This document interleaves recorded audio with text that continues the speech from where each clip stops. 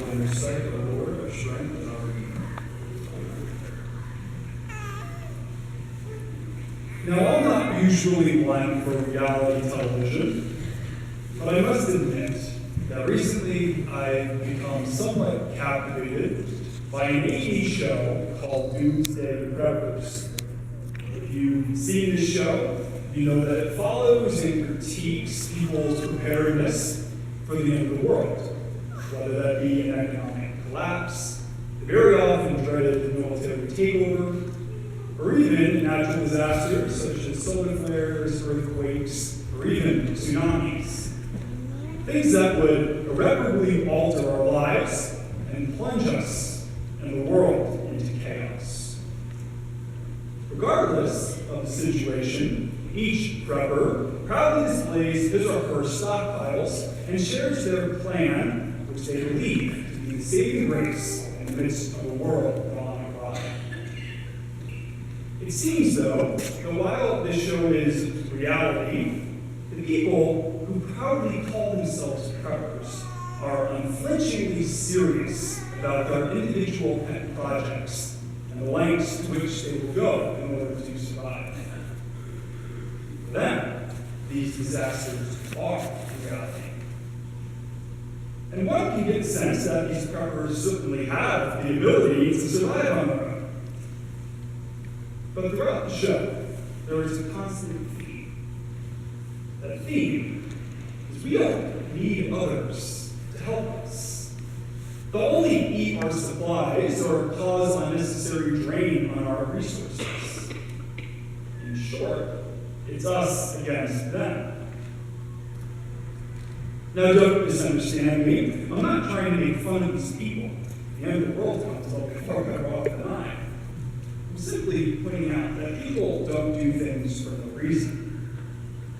Now, whatever way you cut it, this show can be summarized with a simple word: fear. It all comes down to fear.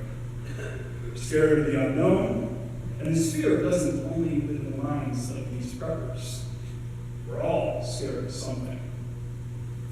Take last week's gospel lesson.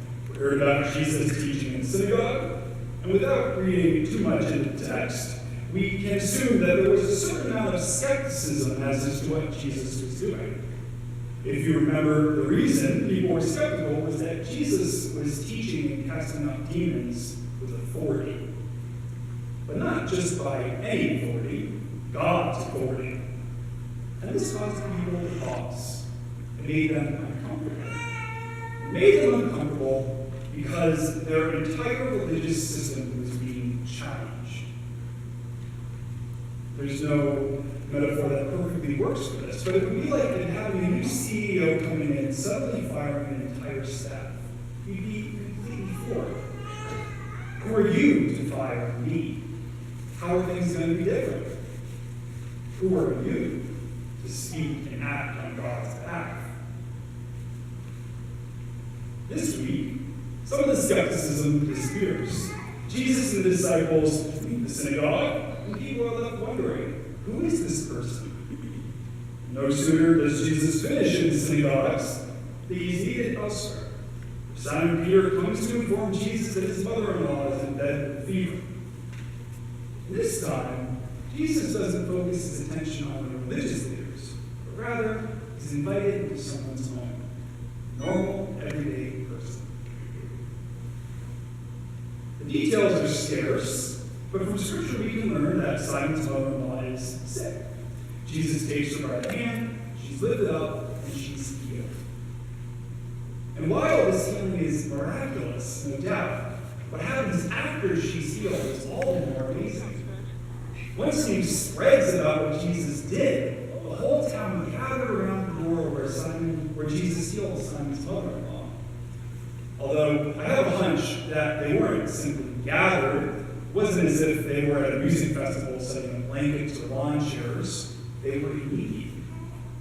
Who here wouldn't want their ailment cured first? Perhaps they were scared. Would I get healed? Here's another way to think about it. It would be like an entire town upon getting the news of an impending blizzard, rushing to get the last carton of eggs or gallon of milk. We've recently had a bout of snow. Maybe you can relate. By any account, Jesus heals many, if not all, who came seeking his help. And then something unexpected happens. Jesus disappears. We have the luxury of having the whole picture in these 10 verses. The disciples did not. Where did Jesus go? Did he abandon us? No doubt they were scared. For some reason or another, and just go with me on this, when I read the Gospel of Mark, I can't help but think about the mid-40s and 50s cinematic style film noir. Of course, all of the elements aren't there. There isn't murder. Well, I suppose there is, but in any case, throughout the Gospel, there is a fog of mystery surrounding Jesus. In fact, he doesn't even want people, other than the disciples, to know exactly who he is. And there are times when the disciples are completely dumbfounded as to who Jesus is. And for goodness sake, the gospel ends in such a way that it would make Alfred Hitchcock jealous, right? We remember that the women flee from the tomb in fear. Cut to black. If we only had the Gospel of Mark, we run the risk of living in this same fear. Like the disciples and the women at the tomb, we can feel abandoned at times. And if we become brutally honest with ourselves, some of us may very well say yes to this question. Do I feel abandoned at times? It may make us feel uncomfortable, and rightfully so. But there's a smidge of hopefulness that shines through in the midst of all of this. Let's take 2 stories and place them side by side. We have this morning story. Jesus comes into town, he heals, disappears. Jesus reappears when the disciples find him, and the disciples are given something of a job description. Jesus says, in so many words, let's keep going. There's work to be done. And they go on and heal and cast out more demons. The second story, Christ's passion. Throughout Jesus' ministry, he heals. He's put on trial, he's crucified, he disappears, right? He isn't in the tomb, and he's resurrected. And then he gives instructions. He says, go and baptize in the name of the Father, the Son, and the Holy Spirit. In both of these stories, Jesus heals, disappears, and in both, there is a sense of dread once Jesus disappears. Did he abandon us? Was he really the Messiah? Yet, in the midst of all of the gloom, like I said, there is a speck of light that illumines all of the darkness, that being Christ's earthly ministry. Just look at this morning's passage. Once Jesus heals Simon's mother-in-law, what does she do? She serves Jesus and she serves those present.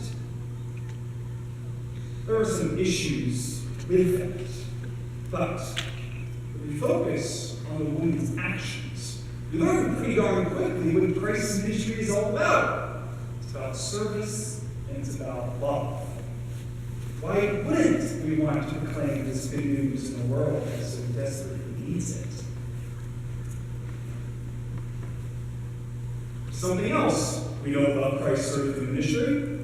It was only about 3 years, and that's a pretty short time. In John 7, John tells the disciples that his time is short. But unlike the ending of Mark's gospel, John's account gives the disciples the news.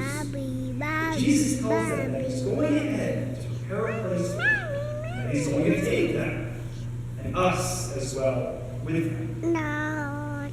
Jesus isn't building up the kingdom for himself. It has many rooms. He's building it up so that we too may share in it.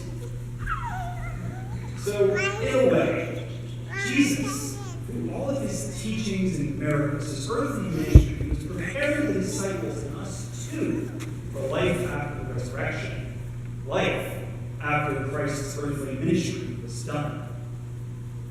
He was preparing us so that in the midst of our many fears, Christ's love would shine through. Perhaps the most wonderful and grace-filled ways our love, God's love, rather, shines through to us is baptism.